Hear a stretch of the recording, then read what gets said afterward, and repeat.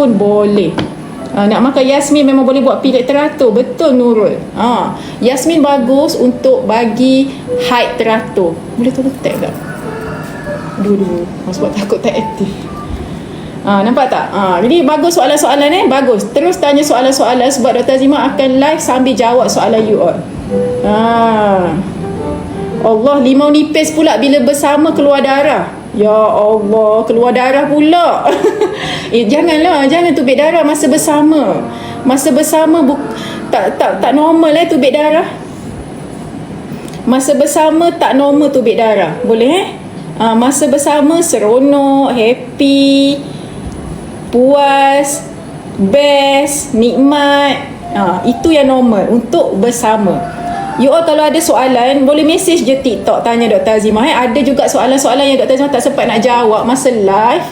Okey, macam ni You all kalau Dr. Azimah tak sempat nak jawab semua soalan